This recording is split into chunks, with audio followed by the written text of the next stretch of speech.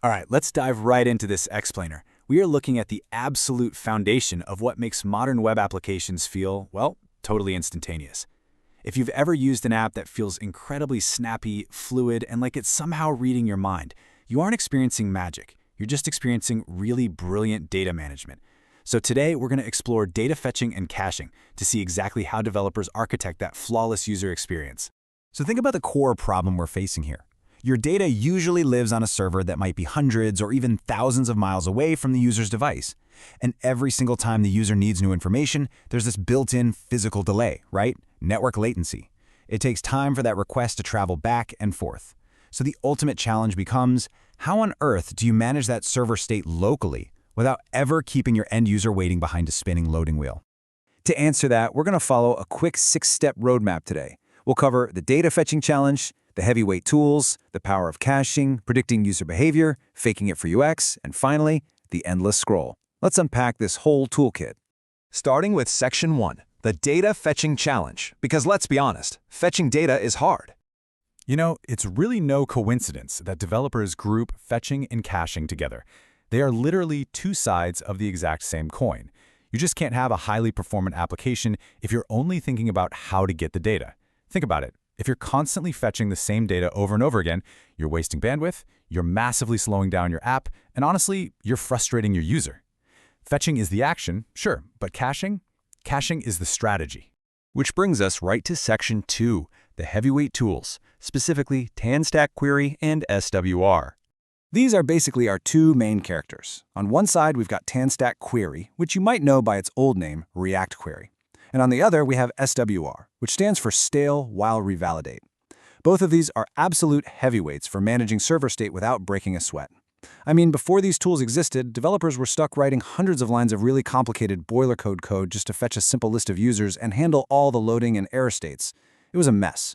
But these two libraries, they abstract all of that complexity away. They act as the super intelligent middleman between your user interface and your backend database, just handling all the messy networking details automatically. Okay, let's look at the primary superpower of these tools in Section 3, the power of caching, or as I like to call it, your local data pantry. So if you're cooking and you need a pinch of salt, you don't drive all the way to the grocery store, right? You just open your pantry. In our case, the grocery store is that distant high-latency server, and the pantry is your cache. By storing data locally, right there on the user's device after the very first time it's fetched, these tools completely prevent redundant server requests. So the next time the user goes back to a page they've already visited, the app literally just grabs what it needs from the shelf. The data is just there, on screen, in 0 milliseconds. Moving on to Section 4, predicting user behavior and the absolute magic of prefetching. Prefetching is so cool because it takes that whole caching concept a step further. It grabs the data before the user even clicks a button. Imagine someone is just hovering their mouse over a link to read an article. Tools like TanStack Query allow your app to recognize that hover as intent. So in the tiny fraction of a second it takes for the user to physically press down on their mouse, the app is already silently fetching that article's data in the background. By the time the click actually registers, boom, the data is already in the cache and the next screen is ready the exact millisecond they wanted. It feels instantaneous because, for the user, it actually is. Next up is Section 5, faking it for UX, and creating the illusion of instant updates. Optimistic updates are quite literally how modern apps fake it till they make it. Let's walk through this real quick. Step 1. The user does something like clicking a like button on a post. Now, normally the app would throw up a loading spinner while it tells the server about the new like. But with an optimistic update, we jump straight to Step 2. The UI reacts instantly. The heart turns red right away. The app is basically being optimistic that the server is going to accept the request. Then in Step 3, the actual server validation happens quietly in the background. If, for some reason, the request fails, the tool just seamlessly rolls the UI back to how it was, turning the heart back to gray. But hey, 99% of the time, it succeeds, and the user never had to sit through a single microsecond of lag.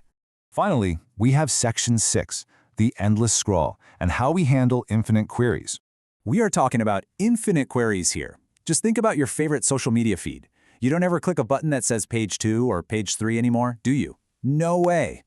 Infinite queries allow your app to continually load and append new batches of data right into the cache as the user scrolls down the screen.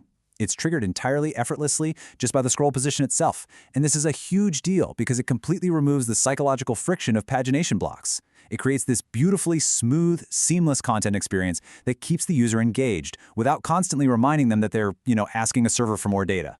So we've unpacked some massive foundational concepts today. We went from utilizing industry heavyweights like TanStack and SWR to leveraging the local pantry of caching, predicting clicks with prefetching, masking latency with optimistic updates, and of course, keeping attention with infinite queries. Now that you've got this complete toolkit, it's really time to start building web apps that feel truly instantaneous, which leaves us with one final, absolutely crucial question. How much of your current application's sluggishness actually isn't a problem with the user's connection at all, but simply a lack of modern caching and fetching architecture on your end?